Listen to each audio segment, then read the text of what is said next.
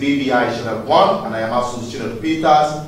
Today on this episode of Biafran Discourse, I had a guest right here with me. He's a very important person, a very popular person when it comes to the agitation of Biafra. He's a principal officer of the Biafran agitation. In fact, he's a principal leader when it comes to Biafran agitation. He is a very wonderful brother, a big brother at that. And it is a privilege having him around once again on the studio to discuss issues about Biafra. And I believe that by the end of this program today, you will be happy of what you are going to hear and learn a lot. Thank you for watching, and I believe you are going to enjoy us as we discuss the issue of Biafra. Stay tuned and keep watching. Hello, Doc. It's a pleasure to have you. Thank you very much. You know, the last time you came here is on hot seat, but today we are not on hot seat. We are going to discuss the issue of Biafra.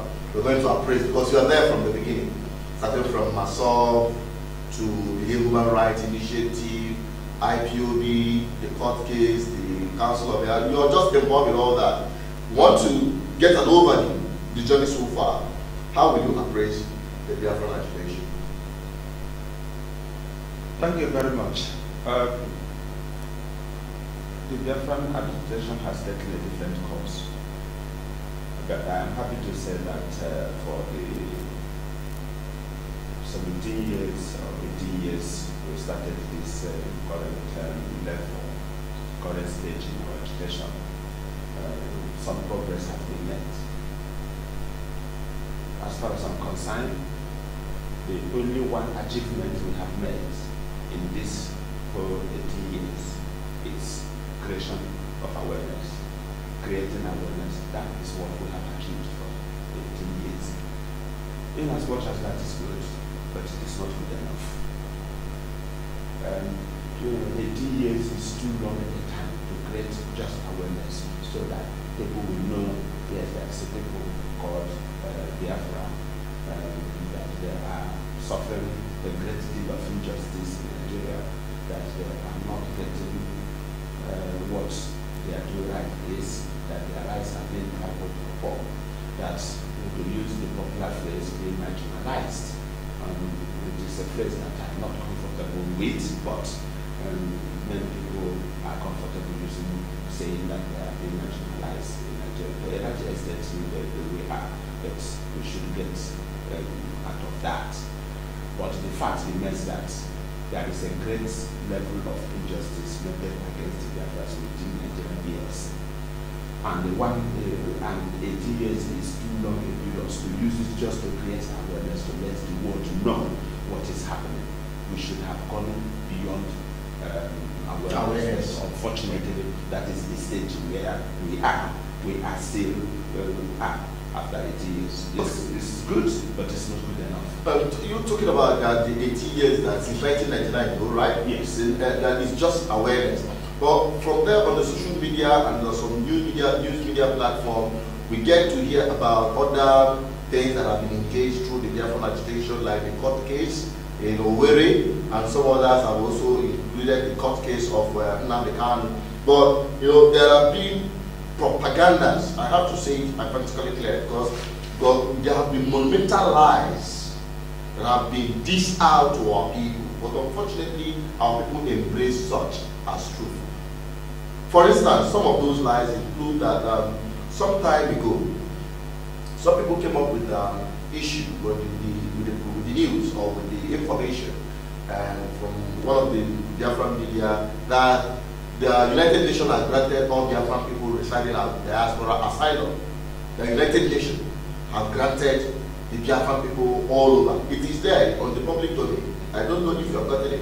When they say that you can go to any country where you reside, whether you have paper or not, just go to the United Nations office and apply for asylum, that they are going to give you asylum. Then when we came up to challenge that, some people started rebelling us from this platform that we are saboteurs, that we are not telling the truth, that we don't want our people to succeed, we don't want our people to be safe where they are. We told them that the United Nations is not a country and cannot give asylum. And that is a fact. But and at the end of the day, I came back on the same platform to hear that many of our people fall victim, especially in Malaysia. Many of them fell victim of that when they go to the United Nations. In fact, that team, the immigration police or the immigration officers of that country or those countries went and laid ambush for our people. And when you come to United, one of them specifically called on a program to say that what you guys told us is not the truth. That as I'm talking to you, that I managed to escape from the United Nations office, where many of our people had been taken out, many of them have been taken back and then deported. So some of these lies have seriously affected the confidence level of the Biafran agitation. And another point, another lie there I'm going to point out, because it has to, I just have to make this thing particularly clear so that our people will know their left and right. Some time ago, someone came up with the part that the propaganda or the lie that United Nations or United States of America have granted Biafran people a date for referendum. And when it went and went and went, there are processes to follow in everything you are doing, especially when it comes to do with agitation for independence. There are processes, laid out processes you have to engage in before you'll be able to think of getting a slice of independence. So, and currently, the most current one at the time is the madness of boycotting election. Because if you go on the social media, they say that the same people say that their contact United Nations and the European Union have told them that if Anambra State election is boycotted by 60%, that they will announce a referendum for our people. Now, when you look at all these things, I think and I come to believe that African man ideology, African mindset is really a problem on them. When somebody will tell you something today and tell you directly opposite what he said yesterday, you believe him. They'll tell you to come up tomorrow with a different thing, you believe him, and you keep believing propaganda as against looking downwards to understand the real process on how to get what you want. So what can you make of this? Well, if there is 3, 4, 5 questions in this, you have 4 or 5 questions in one. But I'll try to take them one by one. Or if I can summarize all of them with one word. All these are absolute and unadulterated lies. There's no atom of truth in them. I don't know about Nigeria in terms of putting information in public domain.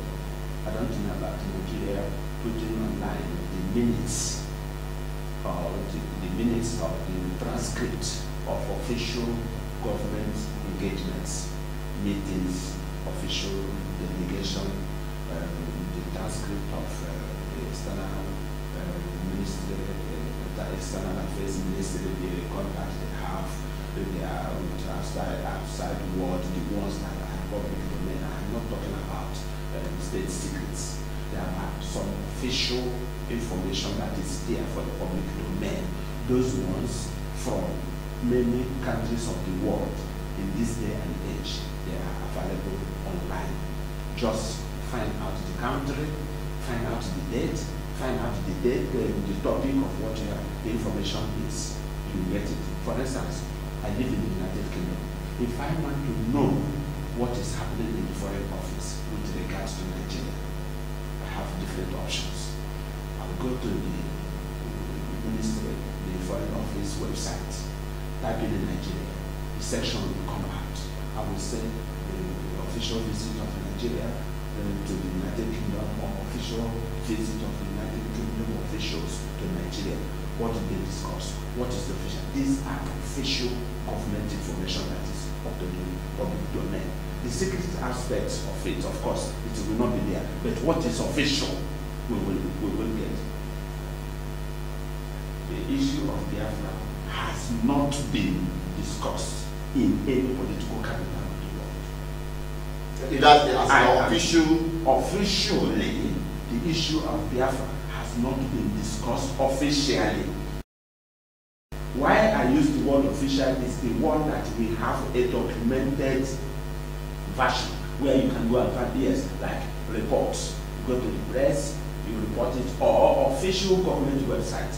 The issue of Biafra, I say it again, to the best of my knowledge, if you say you have alternative information or we have a hardcore facts, make reference, give up the link it, not adulterated or blog link, not a blog link or newspaper link, official government link to say this is where it is.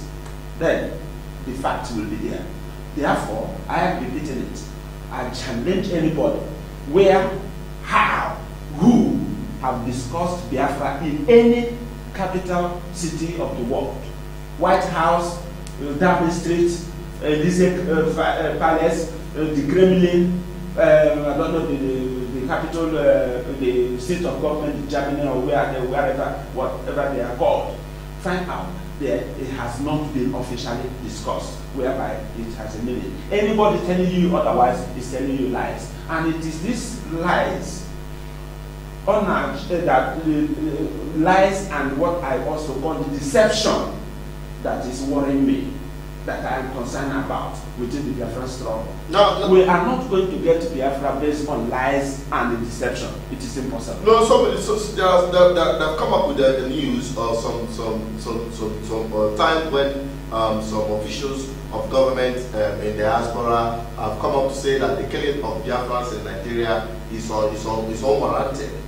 Can that not be taken as an official statement or a response? Or you're talking about like coming to British Parliament, they call up the issue of Biafra, that it should be brought to the table of the world. For instance, you know when you say official statement, the last United Nations meeting where Buhari addressed the United Nations, I hear him talk about other countries, mention about the right for other countries who are agitating for independence, like Palestinian people and other African countries and people that are asking for independence, that their rights should be granted unto them. But I've never heard that any country or any president come up to United Nations, come up to the EU or any international community to say that the people of Biafra, the killing in Biafra, have reached to the point where you should be cross-examined. Is that what you're talking about? Absolutely. Now, that's exactly what I mean by official. Now, you said that Buhari, okay, Buhari went to the world to tell them about the injustice committed against the people of other nations in other places. But he forgot that in his own backyard, that there is a people called Biafrans that had been persecuted by his own government. He didn't mention them. Now, that's what I mean by official. Now, if you Google or you go to the speech of Nigerian president to the United Nations General Assembly, it will come. Then you read it and hear what he said. That's what I mean. Okay, so there's nothing like that with respect to Biafran agitation. I will say it so that I will not be misquoted. I said to the best of my knowledge, I have not had it or read about it in official quarters. Somebody can cut and best whatever to gain sympathy. Listen, in this day and age, you don't score political points with emotion. You don't. Emotion don't work in international politics. It is hardcore facts. You make your case. As a matter of fact, the case for Biafra has not been made and has not been made strongly enough that it will attract attention. That reminds me, the other time we were speaking with Dr. Dozeke, he traveled to United States of America. Not quite long ago, he met with officials of United Nations. Officials of United Nations, yes, which means there must be a minute of that, yes, which we must have. Yeah, then if that is the case, well, he met some officials of the United Nations and representative of the American Congress. They tabled some petition to them concerning the issue of Biafra. Now, while he was saying, while he was addressing the United Congress, they were made to know by the representative of American Congress that the Biafran people have not made enough noise. They have not made enough noise. That the world are yet, or the world is yet to hear their voice about their aspiration. Then the question now comes up to say, I ask him, all this demonstration on the street, all these rallies, all these, uprisings, especially in the Southeast, nobody can say it's not a noise enough for the United Nations or for the international community to know that that something is going wrong somewhere in Nigeria or in Biafran land, and people are asking for their freedom. Now you came up to tell us about official statements, official contacts, and the rest of them. Now trying to link them up because we want to channel our energy towards the right direction. When they now gave them an insight, because I asked him, what do they mean? Did you ask them, what do they mean by making enough noise? Then he said it's not all about going to streets or making protests and shouting up and down without any proper channel of their aspiration. That they will not receive official documents, petitions from left, right, and centers pressing forth that this thing is happening, that these things are not coming forth. But when you go on the streets, hold rallies and the rest of them, you may end up talking to yourself. But when you go, what they consider something that is official is when you meet and write petitions with evidence. When this come up to a level, it will be forced to be discussed in the Congress or in important places. He also suggested to them that even our people residing in America should be conducting protests. There is a place in the United Nations ground that is designated for protest, where you place your protest, and the UN Secretary General from the 47th floor, as he mentioned, from his office, is looking directly down to that point. That if the African people should continue to go there to register their protest and continue this consistently, that the United Nations might be forced to look towards their direction. But coming down here in Biafran land, hanging flags on the street, trying to demonstrate angrily, confronting soldiers who should know that you don't even have anything to confront them with. Confronting soldiers who do not have any atom of regard for you, that want to kill you with the slightest provocation because they don't want you to exist. Then you will come down here to say you're making enough noise. So I think these are connected when you say official statement and the people over there saying that will not make enough noise. Right. I am going to use 3 practical current examples to illustrate what I'm going to say and to tie them up.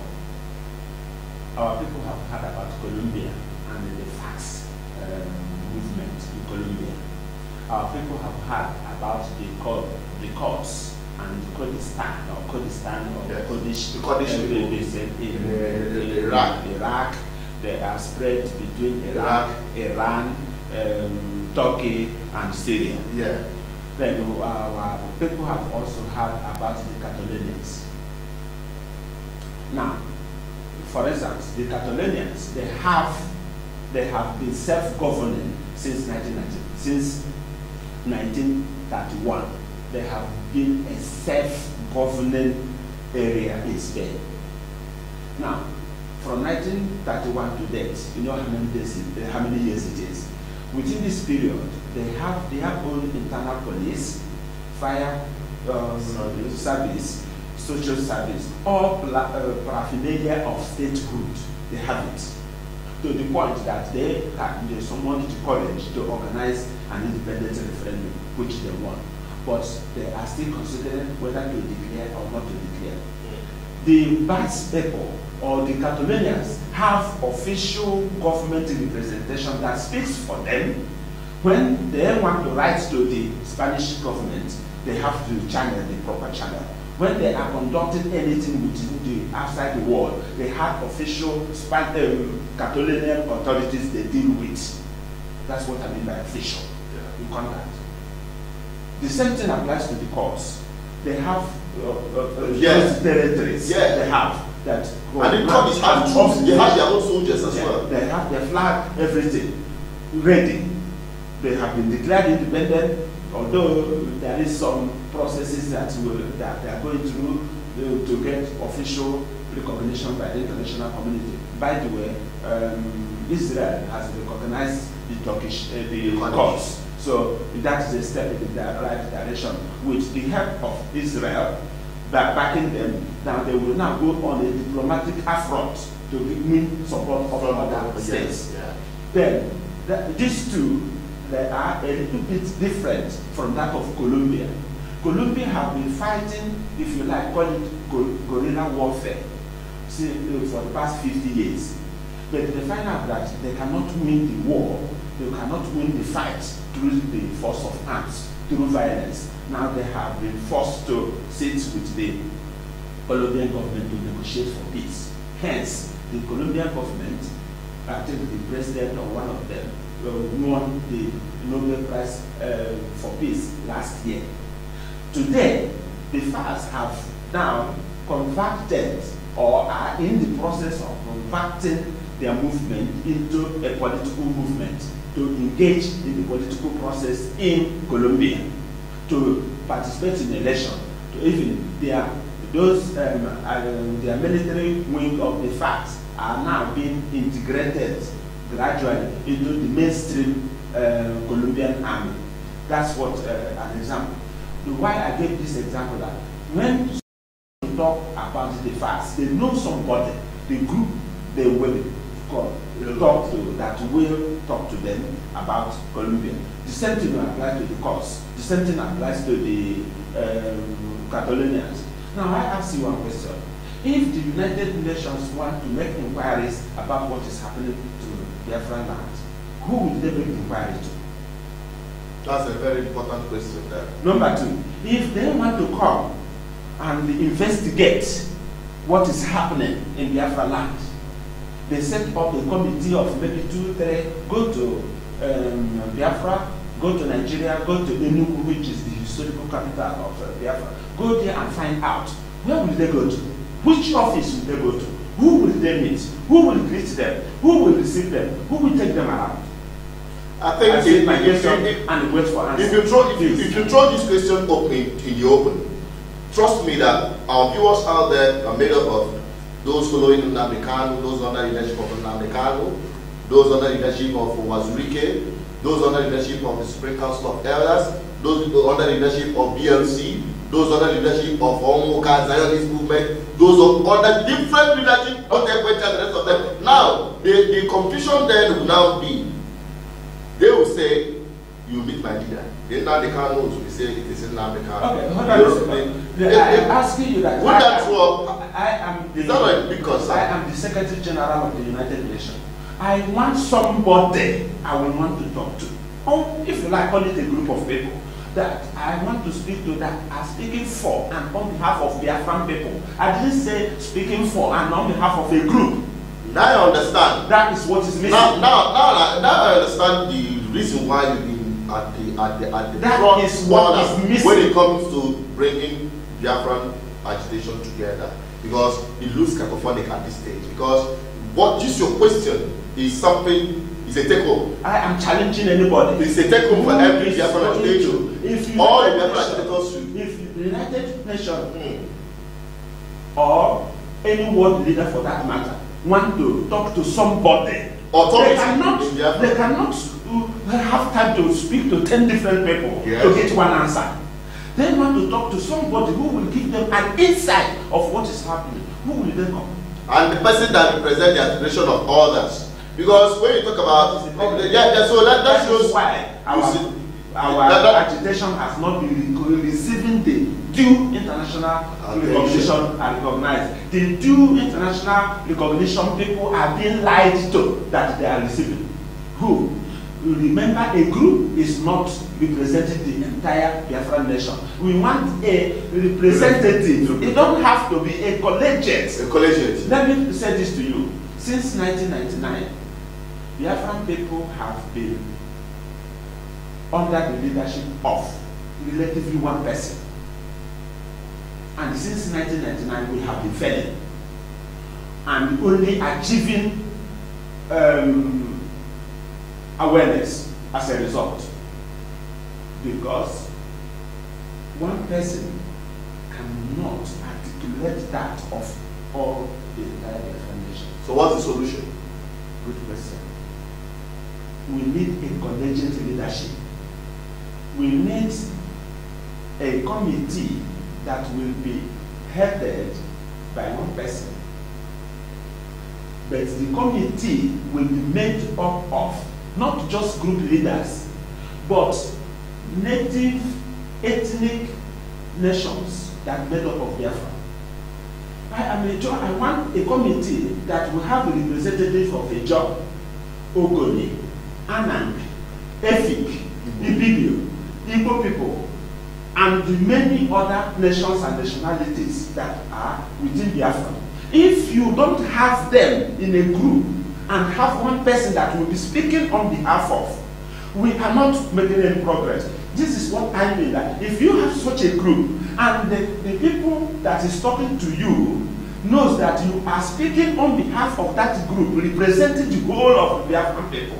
That is what I am talking about. And that is where I have been dedicating my effort. I want us to have, I am not a group leader. I am not campaigning for any leadership. I am not a politician. If being Biafran activist means you are a politician, okay, I am a Biafran politician.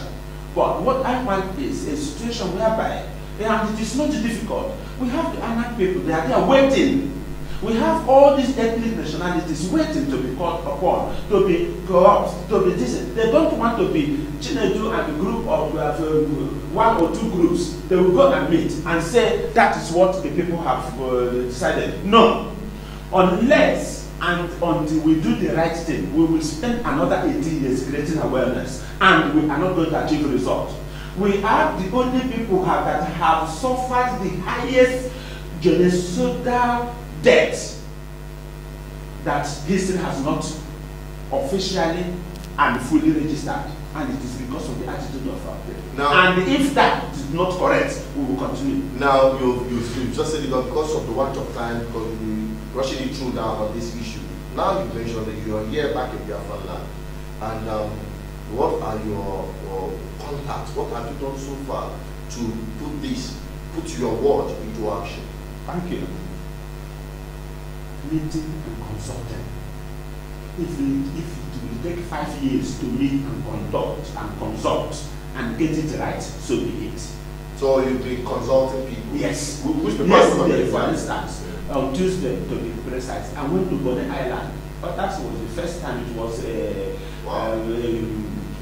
quite an experience journey. Wow. I went there to consult one of the leaders that is coordinating the South axis of the Biafran people. The so-called South. Yes. That's the Niger Delta. The Niger Delta area that comprises all other Biafran. You know why we call it so-called? Or we don't undermine it because there's nothing like South. Yeah. Well, it's a political creation. Yes, it is a political creation, but we have to respect it because it is what they understand recognized by the Nigerian authorities, and we are still in Nigeria. I don't care what anybody says. Until we get Biafra, we host our flag officially, we are still Nigerians. Okay. So that is coordinating the South axis of the Biafran people. So they are now coordinated. So I just went there to meet them, to encourage them to continue. So we just picture this. When you have representative of those people come together and say, okay, you have representative of Igbo people and others come together in the table. They say, okay, what do we want? The question has not been posed. Listen, you need to do something right to get the right answer. If you use a right formula to solve a mathematical question, you will get the correct answer. But if you use a wrong formula, you cannot get the answer. For the past 17, 18 years, we have been using the wrong formula to get a correct answer. And we have been failing to get that correct answer because the formula has not been correctly applied. Okay. So if we get it right, another myth is that, oh, those Biafrans in the South, they are not part of you. They don't want Biafra. It's a lie. Even in Igbo land, I can say the core, the area of Biafra, not everybody wants Biafra. Not everybody wants Biafra. There is dissenting voices. If you are, what is happening is that the people, our people think want their support, or they are judging the support for Biafra are the top politicians in the South. just the equivalent of your governors and their senators. That's what they are, the sort of support they are expecting from the South. If you call on the governors today, do you think that they will support Biafra? If you call on the senators today, do you think that officially, even if, let me use the word officially, do you think that they will support Biafra? By the way, is it not your governors that proscribe IPOB? Proscribe the IPOB, not even the federal government, because what the federal government did was just give it a stamp of approval. So our anger, our dissatisfaction about the prescription, so-called prescription, that stupid declaration they call a prescription of a people, should be directed against the government. And one of the misapplication of the formula, the right formula to answer the question of Biafra, is one of them is this boycott of election. Because I see no reason why what you call a strategy, what you call a propaganda, because some people will tell you, as not minded. No, stop saying that. No. If the propaganda is good, you need to do a lot of propaganda.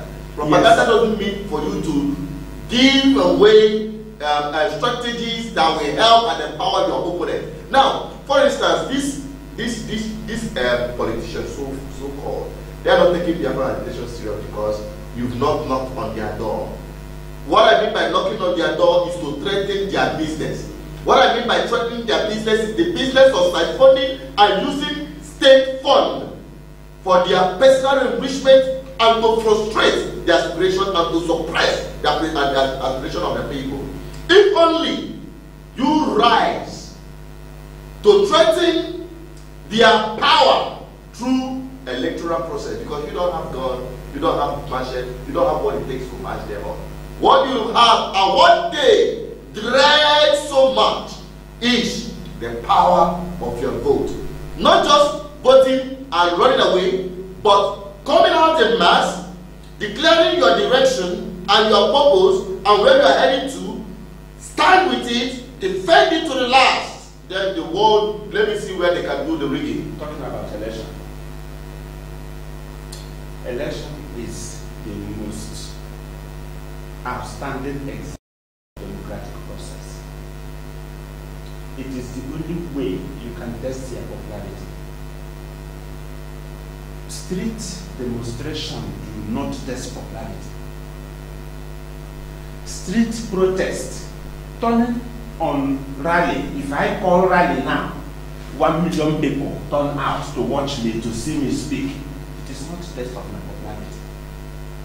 If I want to know how popular I am, how acceptable I am to my people, to the millions that turn out for my rally, I have to submit myself directly or indirectly to the electoral process. I said directly or indirectly because there are some elections I can, if I want, put myself forward. Or elections I said, no, I am not, but I will support this, or my people support this person. That is it.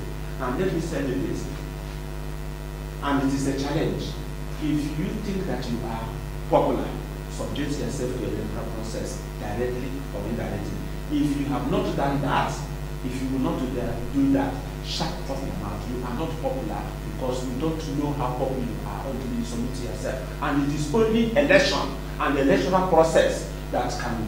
Because of your time, I wanted to elaborate more on this, but I don't know how much time you have. But let me give you that. I think we're coming to the end of today's edition on this issue. You have talked enough of, and they say the word is enough for a wise. And I believe our people, I still have that confidence that people are wise people if they get the right information. And now that you are getting the right information, talking about popularity, people think that it is when you command the crowd, that is when they know that you are popular. But when it comes to the real thing, when it comes to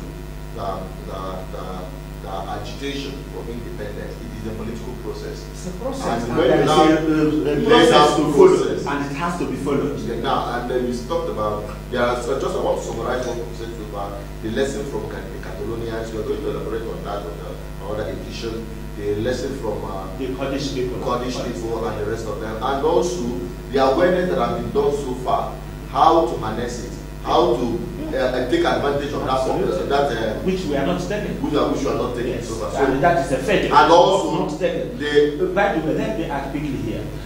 Within these 18 years, there has been instances of progress to show that that awareness has been created. For instance, let me give you just 2 instances.